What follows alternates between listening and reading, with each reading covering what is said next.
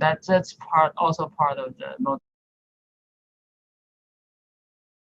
behind the interest in EV, not just as a general method of reducing emissions, because obviously how clean EVs are pretty much depend on how clean electricity is, and for a lot of countries, electricity is not necessarily cleaner than even gasoline if the share of coal in electricity production is high. For developing countries such as China and India, coal still takes up a pretty high share of electricity production. Even for Hong Kong, 50% of the electricity comes from coal production, come from coal-fired power plants. The interest in EV partly comes through the motivation of reducing carbon emissions, and part of that is associated with breaking the link between transportation cost and the price fluctuations of a single commodity. So imagine if the price is dependent on electricity, it comes from multiple sources. So the prices will be more stable, hopefully. Assuming what happened to the California electricity market doesn't apply here. So when we're discussing about the transportation sector, I have two main focus on the public policy side of that. One idea is how do we deal with what are the externalities coming from the sector, and how do we deal with externalities here? And then the second part is about all the EV related sectors, EV related policies. As for the first half of this lecture, for the second half of the lecture, we are going to talk a little bit about why are the cars sufficiently energy efficient? Why can't we make them more energy efficient? Why are people still buying cars that basically heavily gasoline used cars? Externalities by the transportation sector. Obviously, carbon is the main source. There are local pollutants as well. Local pollutants include NOx. NOx are the most important sources of local pollutants associated with internal combustion.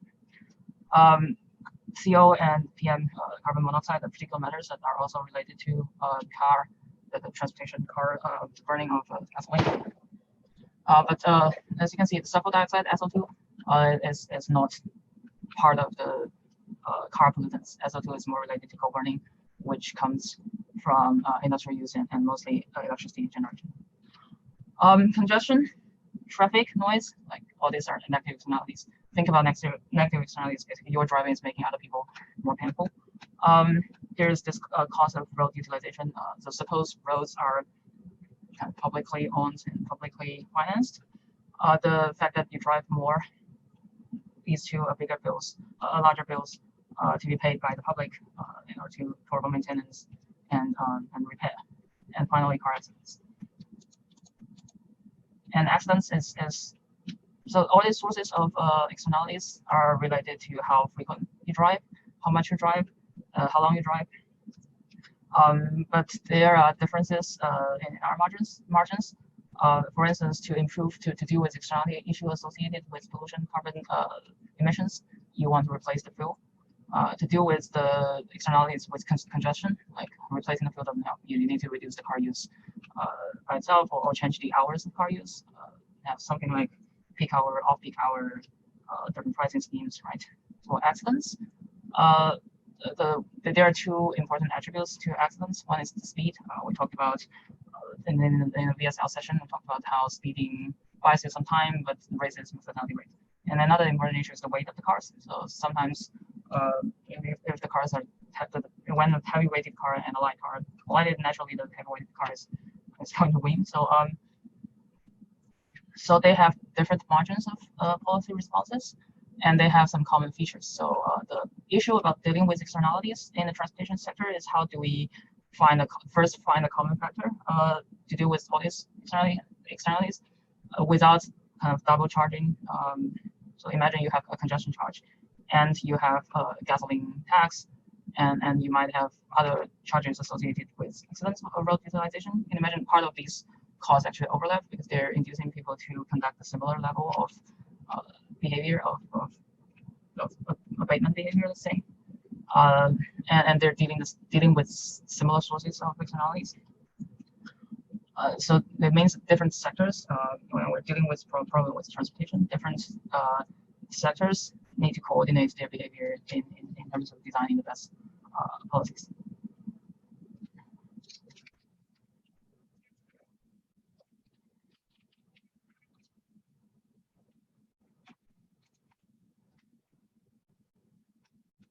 So this is some summary statistics on emissions coming from the transportation sector. As you can see from the left figure, transportation sector accounts for about 13% of the total emissions. On the right-hand side, road transportation pretty much accounts for most of the emissions, with air and sea taking the rest. Railways are relatively clean, they're electrified in most of the countries, and then they're not as heavily used as other modes of transportation. For Hong Kong, I think here it's a similar patterns. Transportation sector takes up 15% of total carbon emissions, and what you can see is a reduction of all sources of emissions from road transport, while the total usage of cars, total vehicle kilometers traveled actually increases over time. The total emissions from road transportation reduces a lot in Hong Kong, but there is still a lot of things to work on. So to have a basic idea of all the policies that exist to reduce externalities, for the instruments we talked about, taxes, standards, as well as others such as subsidies and public transportation. So in general, different countries have different views about what appear to be the best policies to deal with externalities associated with the transportation sector. For the US, the most important type of policy about emissions, about car emissions, are CAFE. It's a standard that requires the average fuel economy of new cars to be sold by automobile manufacturers.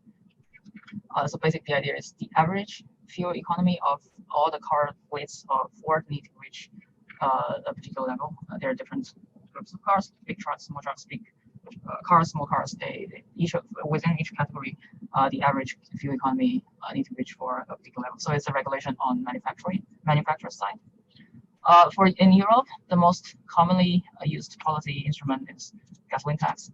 We see this figure about gasoline tax. What appears to be theoretically correct gasoline tax, and what are the real gasoline taxes.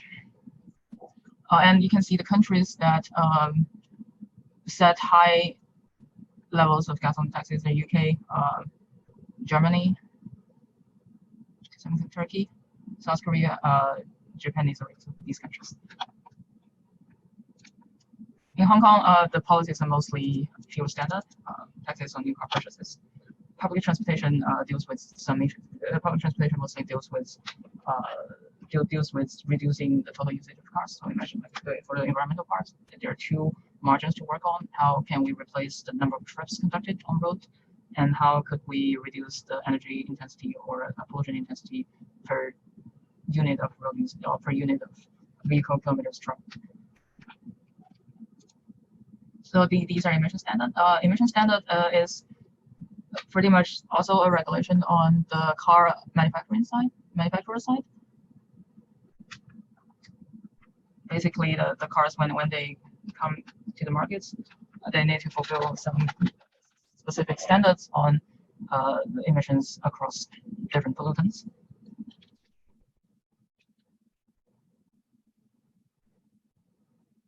So obviously, taxes are the most commonly used way the easiest to think about way to deal with negative externalities. I think a lot of you are studying Pigouvian tax, all sorts of taxes. It's theoretically easy to understand.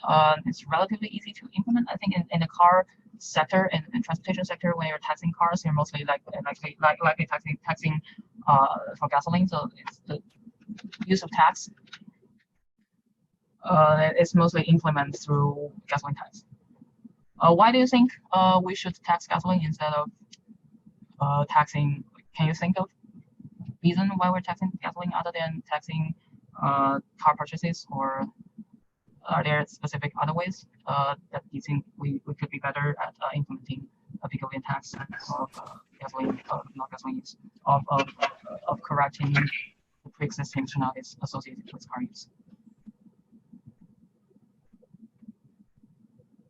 In Italy, we have a circulation tax. I mean, you pay if you use your car, or annual tax. You can pay for the parking lots. I mean, when you move, you can use a public place. So it's a way also to have money to roads maintenance. So I mean, whenever it concerns the use of car, some specific tax can be implemented, I think. Yes, we can also tax for parking as well. There might be other externalities associated with parking space. Not sure. I think the reason that tax gasoline is typically the type of commodity where we apply Picovian taxes on in order to control for the externalities associated with car use is that the gasoline use pretty much speaks to a lot of these externalities. Right? It's possible. It's associated. Your gasoline use is associated with first the usage of cars, like how frequent these cars get used, and the energy intensity, the fuel economy of each use. So it speaks very directly to greenhouse gases. It speaks very directly to other pollutants. It somewhat deals with, it somewhat overlaps with congestion charge as well, because if people find that it's too expensive to buy gasoline, they might switch to other modes of transportation, or they will reduce the use of cars. It doesn't really speak much to accidents, apart from the fact that people drive fast. So basically, the use of gasoline captures quite a lot of the margins we care about when we want to reduce the externalities associated with car usage, and it's easy to implement as well, right? You just make gasoline more expensive for end users, and then gasoline is pretty much centrally distributed commodity. As Dewey said, it's quite standard, so it's easy to put a tax on that. But obviously, when we're talking about congestion, a big margin of reducing the externalities associated with congestion is to shift your driving hours. Right? You try to use your cars during less congested hours, during off-peak hours, and that effect is not captured by a gasoline tax. So sometimes you want to add a congestion charge above a gasoline tax. You need to calculate the right amount without basically putting too much burden on users. Because as you could imagine, the gasoline tax is playing part of the role of a congestion tax. You just want to charge additional congestion charge that shifts people's behavior across hours. A tax, a carefully implemented tax, or a group of carefully implemented taxes would tend to get the prices right. But first, it's hard to find a right price in general. I think if you're studying this issue, like if your policy evaluation is about a tax, it will be interesting to find evidence that it's encouraged for you to find evidence that supports how right these prices are. Think about externalities. Of course, there are a lot of assumptions to make. I think in this process, you will realize that first, it's hard to find a right policy in general, and then second, even if you know how to find the right amount of tax, what's the optimal amount of tax there, a lot of times the actually implemented tax is not taking full account of the optimality of this taxation policy. It's more of a compromise of different parties that struggle about what a tax burden would be most acceptable.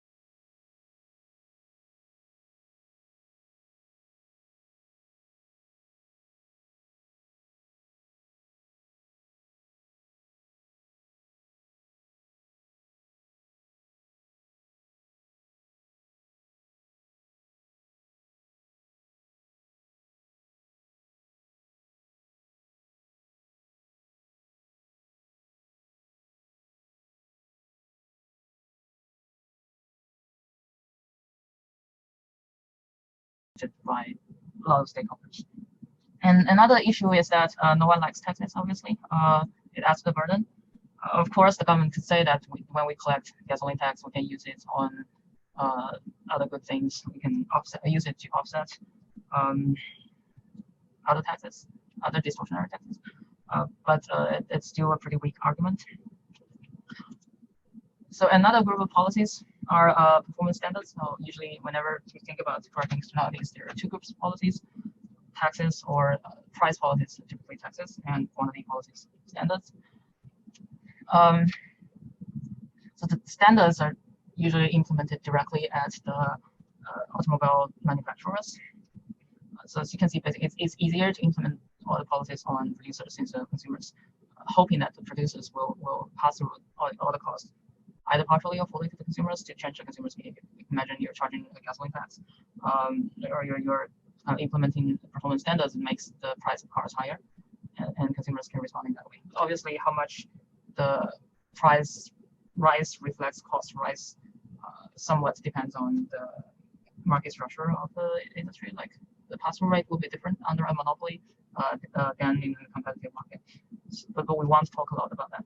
In general, the idea is that it doesn't matter whether or not you put the policy on producer or you put the policy on the consumers.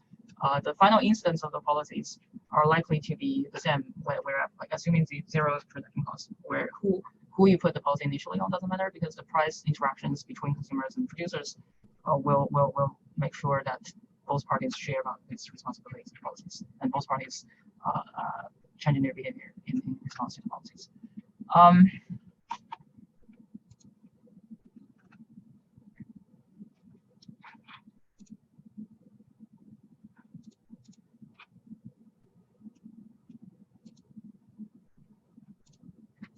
So there are a number of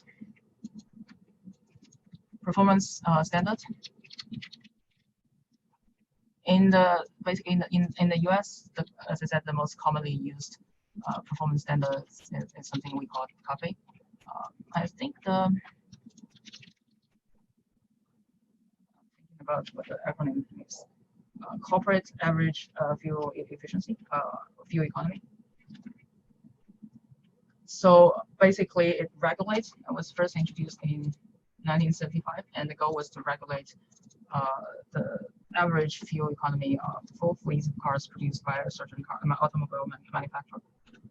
So at its initial stage, the basic CAFE set by different producers, different manufacturers, the manufacturer specific, but they later become tradable. So if you're Ford, you are producing cars in a more energy efficient, in a more fuel efficient ways, and then you have extra quotas, you can sell it to another car manufacturer.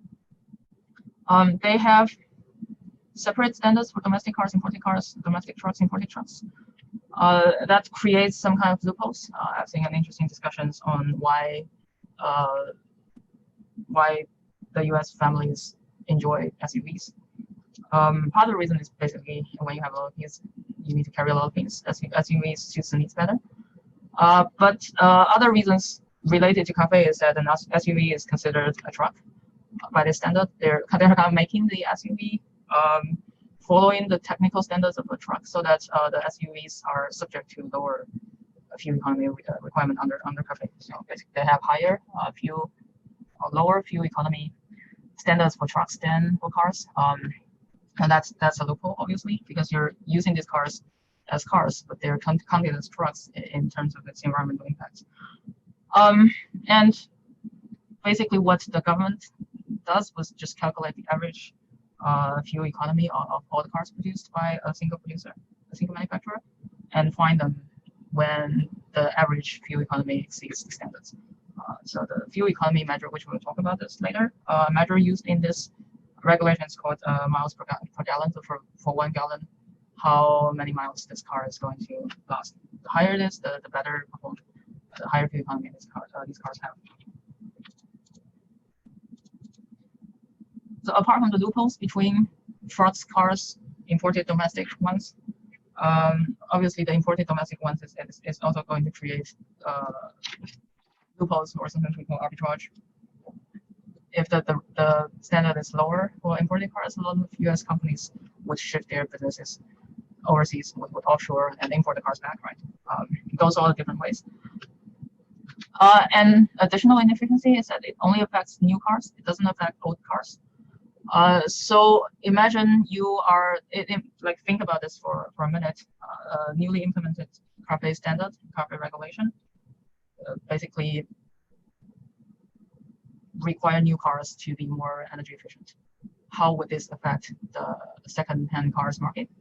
How would this affect the usage of second-hand cars? And how would it affect the use of existing cars in general?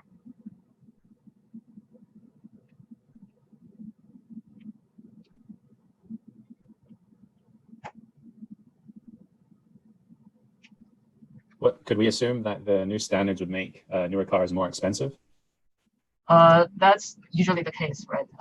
If it is more costly to make these cars, the car makers, the manufacturers are going to pass through the costs partially to consumers.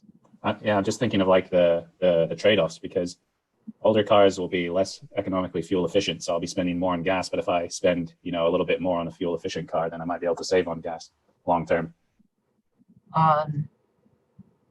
Yes, that's one idea. So we will talk about this later in the second half of class, why consumers are not always picking the most energy efficient cars. But on the other hand, it could be that what you're suggesting is that the new cars entering the market are more energy efficient. So the old car owners might just want to switch into more energy efficient cars. That's one possibility. But another possibility might just be that I have an old car, I'm planning to change it, but the new cars that I pay attention to, the new models that I've been paying attention to, suddenly experience an increase in price because of its better energy efficiency.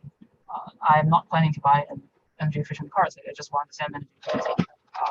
But the new cars kind of force me to pay extra for extra energy efficiency. I might just stay with my old cars for a few years before dumping it. So it's there were studies finding that CarPlay actually make the second-hand cars more popular. So imagine like controlling for fuel economy. This regulation might just make new cars more expensive. So it makes the second-hand car market more active. Because it raises the price of new cars. It doesn't affect the prices of old cars. The policy doesn't apply to old cars. It makes the usage. It actually makes the usage of used cars longer. So originally, maybe the average life cycle of a car is 10 years. The policy might mean these cars will last for another 2 years before they change their cars to the new models of cars. That's one outcome when finding, like when you're regulating one part of the market, leaving the other market at free, it might incentivize people in all sorts of ways. And an additional effect is called the rebound effect. The rebound effect is that by incentivizing people to use more efficient cars, they might drive more, right? Imagine originally, if your target is basically I'm driving my cars to reach the target of same size of energy bill every month. The fact that my cars are more fuel has better fuel economy means that I could just drive more for the same bill. And that's probably not what the policy makers want at its first place, because obviously, even if the energy use doesn't change, the local pollution or carbon emissions the local pollution might change. More miles will be covered. The cars are used more frequently. So without a congestion policy at place, it might exacerbate the other margins of externalities associated with car use. Right? Now, people are driving more. They are not necessarily producing more carbon emissions, but they might just create additional social costs because of congestion. Sometimes we call this rebound effect. That is whenever we make something more energy efficient, people will use more of that. It applies to cars. It applies to air conditioner. Applies to a lot of things. So taxes, standards.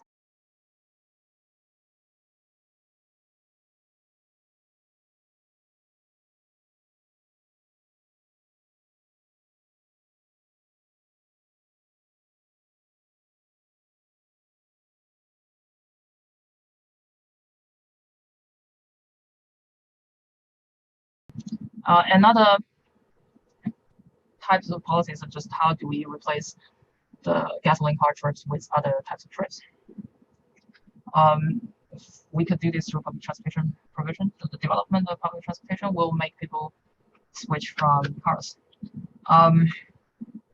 But if your city is planning for a subway network, I think the environmental impacts are not very well studied in a lot of these feasibility studies of public transit evaluation. So here I'm just presenting a paper that actually looks directly on the impacts of subways and urban air pollution. Previously, we need to make all sorts of assumptions to understand how subway might improve air pollution. Right?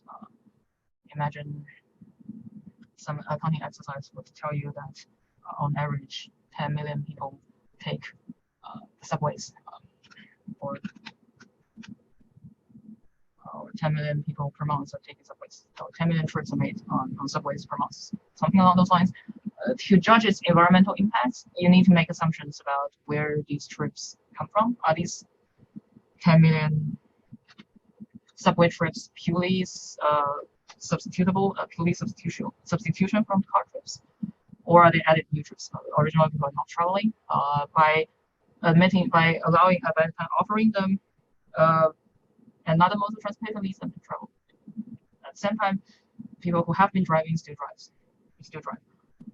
That's one issue. You need to have a good understanding where these subway riders come from. Are they come from people who walk, or people who ride bicycles, or people who take other modes of public transportation like buses, or are they private car users?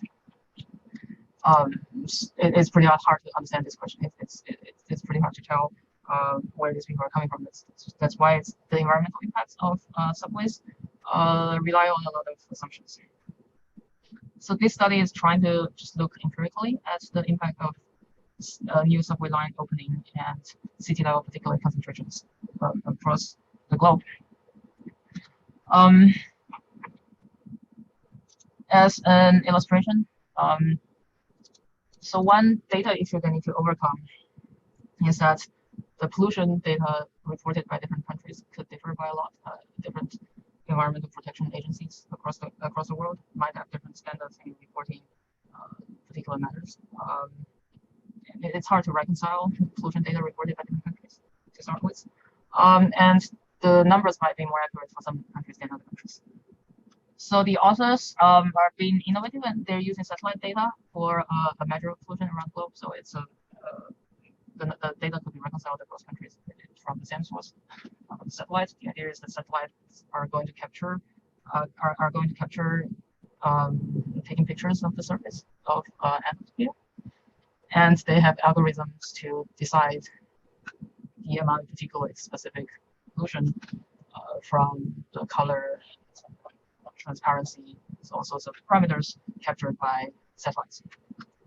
This is a pretty interesting source of data to look at, and this is an illustration of AOD, or AOD is the measure of pollution from satellites. This is a measure of AOD at Bangalore, June 2014, and at Bangalore, December 2014. It's monthly average data. And I think the subway line was opened sometime in between, after June 2014 in Bangalore. The illustration was basically the level of pollution in terms of AOD seemed to drop after the opening of the subway lines, and the drop is largest when it comes nearer to the subway lines. And basically, their takeaway is that particular concentrations dropped by 5% in 10-kilometer disc surrounding city center. And each subway rider provides an external health impact of about $0.64 per trip, purely through the pollution reduction. So the study is useful for us to think about cost benefit of public transportation. You want to, whenever you decide on the construction of the subway line, there are cost and benefit, right? The cost is straightforward. These tunnels purely engineering construction costs. The benefits could come from different sources. Environmental benefits is something that people make very post assumptions on, but now we have better data to answer that question. So what kind of benefits could you think about on a subway project? What are the sources? Like imagine you're writing a paper on feasibility study of a new subway line, or cost benefit study of a new subway line. What are the benefits? What are sources and benefits to think about? The cost of moving is much less. Trains are usually the highest efficient way to move in terms of kilometers per person. One car you have at most 4 people, usually one. One train can, in each wagon can carry several 100 or something people, so it's much more efficient. So this reduces the pollution and the cost of transportation, at least. Yes, indeed. So there are also, it's a very difficult question to answer, obviously, because the subway replaces car trips, so all the costs associated with driving could be benefits of subways, right? Reduction in congestion, road depreciation, parking space, occupation, and all the environmental costs. And most importantly, the most important source of subway benefit is actually the reduction in time for riders. Right? Imagine if you switch from driving to subway, you might actually get in terms of either shorter trips or lower price to pay for gasoline if you're a switcher from car, or if you're a switcher from more time-consuming modes of transportation like buses, or even you have to walk now, you can or ride bicycles now. You can take subway. It's a vast reduction in time. So we really want to study what modes of transportation these guys who choose the subway riders are switching from to understand at least consumer surplus gain. And there might be external economic benefits of attracting businesses, creating jobs. In some places, these would be important. Like, you can imagine better transportation acts as an amenity for a city that makes the city more attractive, reduces the commuting time, and all sorts of things. That's so far for transportation. The final groups of categories of policies are EV policies. So these are basically two sides of a coin. By encouraging the usage and the manufacturing of the production of EVs, electric vehicles, we are replacing gasoline cars. There are all sorts of policies targeted at promoting EVs. There could be direct subsidies, like waivers and regulations that limit availability of license plates for gasoline cars. In China, for some highly congested cities, you need to either wait in lines for lottery of getting a car plate, or you have to pay extra to get a car plate. If you choose EVs, you can jump a line and get your license plates at a lower cost, either in form of time cost or monetary cost. And in some cities, there are exemptions from congestion charge, exemptions from other sorts of regulations. Like in Paris, there was a policy on access to urban areas during some hours. It's that the cars cannot enter into certain areas without paying extra fee or something. In London, it's like a congestion charge. These policies are exempted for EVs, so that's some kind of direct way of supporting EVs. The less direct subsidies are R&D support, so subsidize on the cost of running R&D research and development for this sector. Fleet procurement. So one thing that we need to be clear is that EV policy is not just an environmental policy. Obviously, it helps to replace the old gasoline cars with more potentially more environmentally friendly cars. But policy agenda for basically for EV service countries, especially manufacturing-based countries who want to promote their automobile sectors. One of this is an industrial policy, right? If we are able to use subsidies or use supports for R&D to promote the whole sector, to make the whole sector more productive. And this sector has a great increasing return to scale, so it grows faster. Basically, at its infant stage, it's the most difficult to develop, but when it develops, the cost of production becomes lower and lower. So if the sector displays increasing return to scale, subsidizing the subsidy might help some countries to get their EV sector a jump start, to help the companies to go through the most difficult period of R&D and all that kind of trials and errors. So fleet procurement is more related to that, by promoting the capabilities, the productivity of manufacturers. So the government cars, the buses has to be EVs, so it helps the local producers.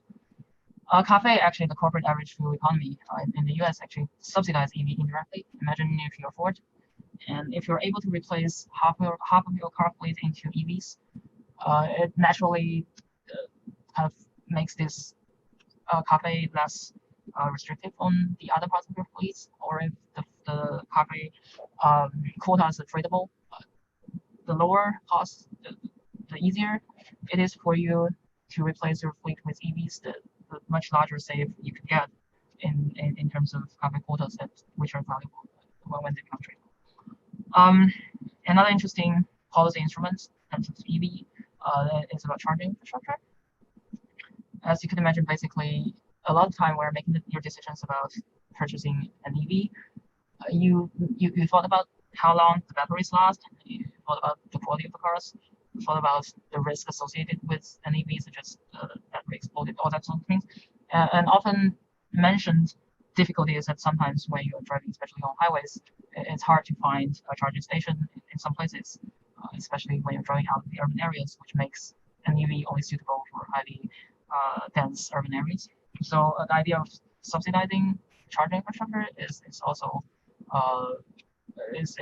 it could be a cost-effective way of pushing people into buying EVs.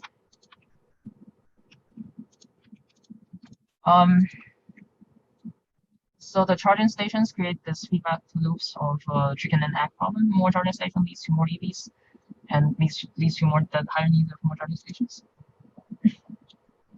So there is this study on the market for electric vehicles. The idea is that given this chicken and egg structure of EVs and charging stations, would it be a better idea to subsidize charging stations, or it would be a better idea to subsidize the purchase of EVs directly? And the idea is that we should charge them we should subsidize both of them. So the cost is lowest when we put both subsidies on charging stations and we put subsidies on purchase of these cars directly. Because obviously a denser charging infrastructure actually increases individual buyers' preferences for EVs. Let's take a break of 8 minutes. And I will see you at 8:06.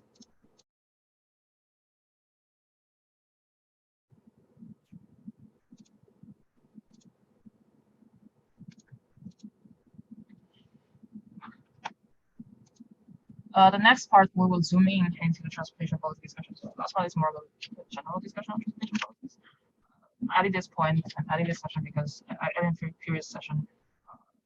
Because a lot of you are probably interested in transportation policies. It's very nice to prepare you with some understanding. And the next part, we will zoom in to study a specific question about energy use environmental impacts of our usage of transportation sector, which is energy efficiency. It starts with discussions on energy efficiency gap.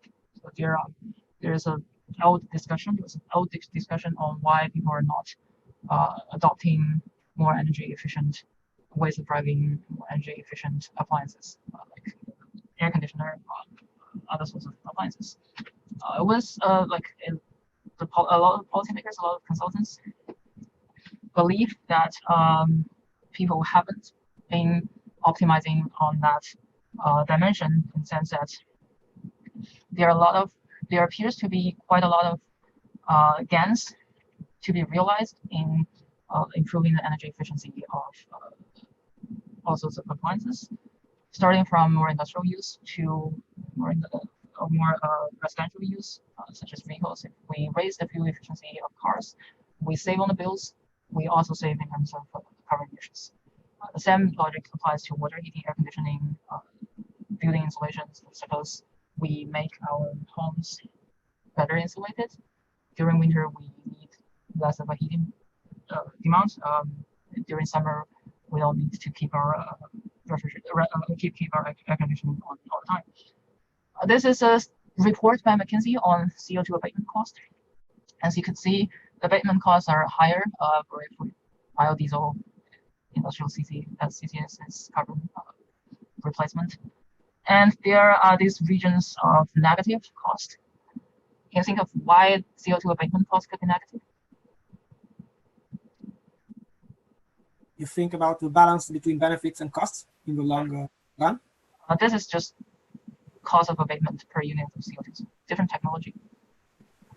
So this study is like, we don't know if we've announced the numbers. This study is just trying to persuade you that the cost of abatement is negative because you save on the energy bill, meanwhile as you save on carbon emissions. So if we try to add insulation, there is a fixed cost, but later it saves our energy bill every year. So in this process, as we reduce carbon emissions, we also pay less for energy bills. So if the accumulated discounted energy bills over the life cycle of this house outweigh its initial cost of insulation, we save the money and we save on carbon emissions at the same time.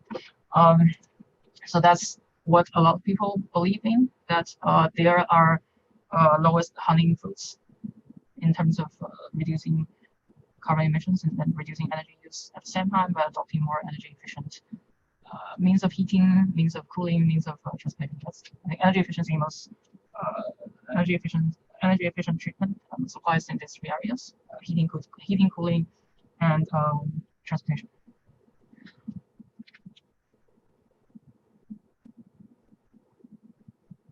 So the idea was an old idea, whether or not we could make people save energy and meanwhile keep their standard of living. If you're buying an energy efficient cars, you save on gasoline bills, meanwhile you're protecting the environment. And this is summary statistics on energy use in the US economy. As you can see, transport sector takes up 29% of the full energy use, and you can imagine a large share of that comes from road transportation. In terms of residential transportation, a large amount of energy use is devoted to heating and cooling. Right? Lighting is also a source. Changing light bulb could improve your energy efficiency quite. With air conditioning, water heating, space heating, adding all this up with transportation sector, there is a pretty large share of energy use in the US economy, also applies to other countries, where if we're able to increase energy efficiency in these sectors, providing better insulation, installing more better performance air conditioner, use cars with better fuel economy, we might actually achieve the double dividends of lower energy use and lower carbon emissions. I'm a bit surprised for lighting. Usually, the lights are not so much expensive, from what I know. You mean the appliance is, I don't know what kind of light, but lights usually are not so costly compared to. Yeah. Lighting is also like if you're using a computer, it comes as other appliances, right? Ah, okay. If you're cooking, it comes as other appliances.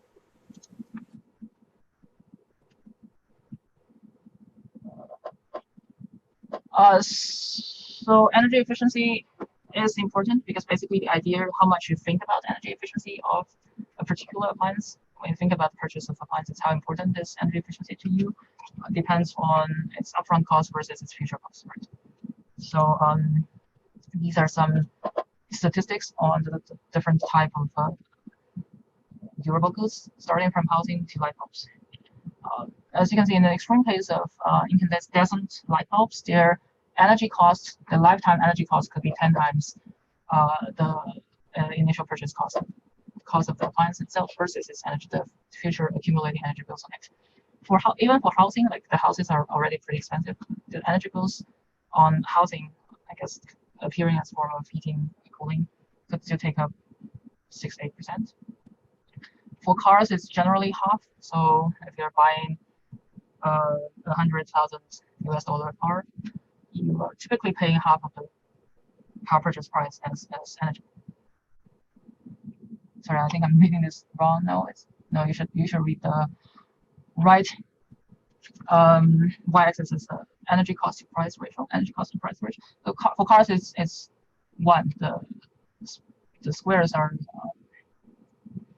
energy cost price ratio. So when they're approaching 1, means that you're paying same discounted energy bill as your purchase price. So you want to pay attention to purchase price and energy efficiency and accumulating future energy bills. You should use the same amount of time thinking about those factors. given how important it is. Air conditioner, your accumulated energy bills actually outweigh its initial purchase price by a pretty large amount. I don't know how to interpret this scale. It's a kind of condensed scale. It's from 0.1 to 1 and from 1 to 10. I think it's proportional within this. So I think for cars, for air conditioner, you pay 5-4 times as much in form of energy cost as its purchase price.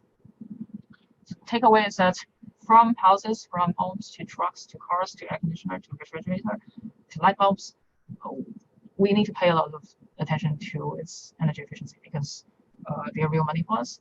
If we can increase the energy efficiency by 50%, it might mean that we should endure the cars being 50% more expensive because it's a similarly 1-to-1 ratio, right? So the question would be, do people underinvest in energy efficient investment, and if so, why? Right? From your own life experience, how much have you thought about energy efficiency when you're making decisions about all these purchases?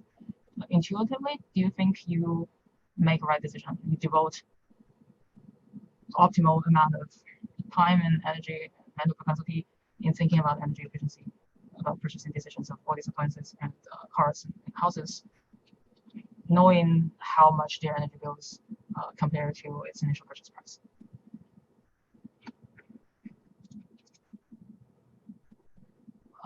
Dewey said depends on your budget. Can you elaborate? How would this depend on your budget? Well, since the high energy efficiency usually means that I need to pay more to purchase such kind of appliances. So if I have no money or my budget is tight, I cannot afford such expensive appliances. Yes. That's an important consideration. It's when you're project constrained.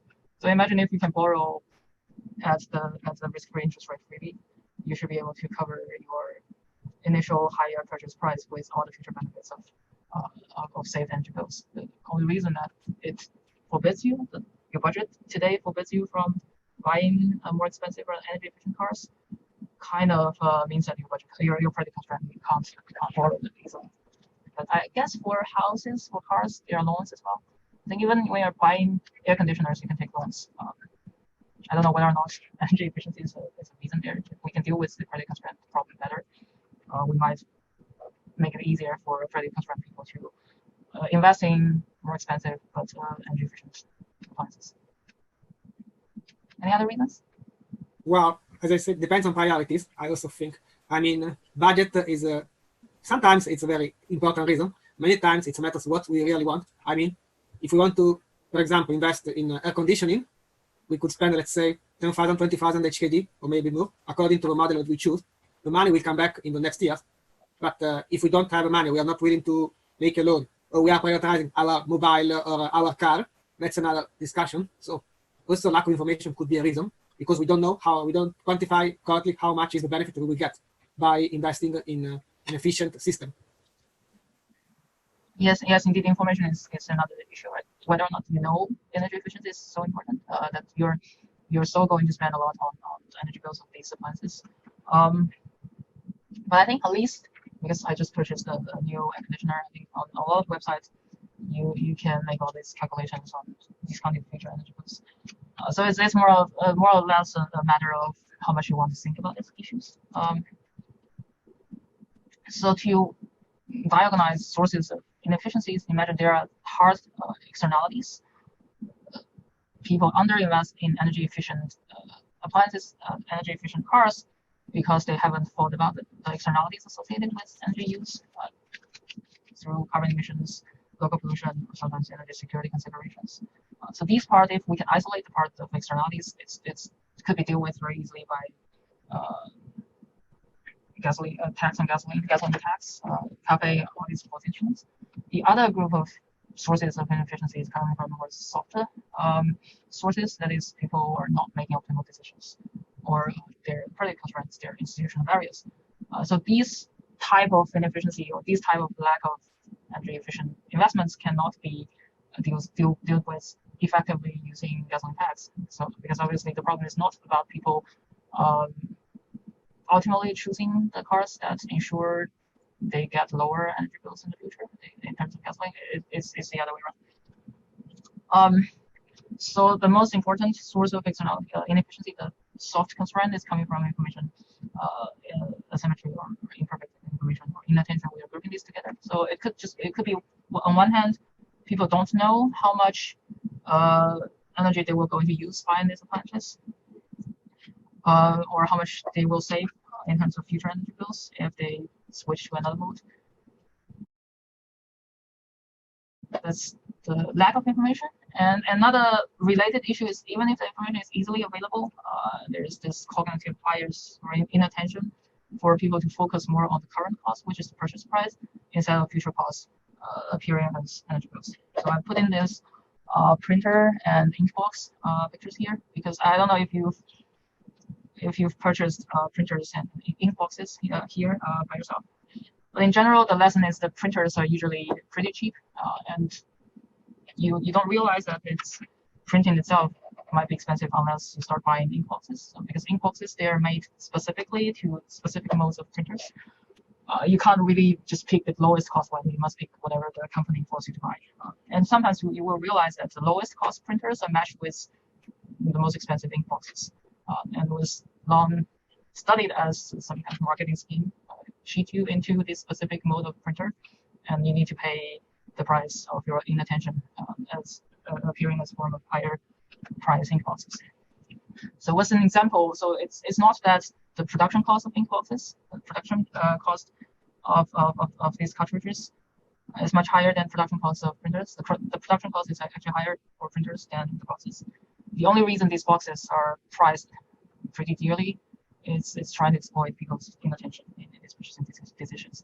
We just go through the list of printers, pick the lowest cost printers without asking more information. It's only a small fraction. Half of the buyers are asking for prices for additional price information. They're making the calculated decisions on how much you're going to spend on average on ink boxes in the future. If that's the case, it's optimal. Think yourself as a manufacturer for both printers and ink boxes. They are sold together to consumers, and consumers tend to ignore the cost of ink box. Then your optimal strategy would be pricing the ink box dearly and cross-subsidize the production cost of the printers. You can sell the printers at a lower cost to the consumers and try to reap the benefits through the sale of ink boxes. That's the whole idea of these inattention. And you could apply this to energy use, right? Imagine you're an air conditioner manufacturer. You have a new mode of air conditioner that's going to save energy more efficiently, has better energy efficient performance. And when you enter into the market, if consumers are inattentive to energy cost, it will put you at a disadvantage competing with all these other manufacturers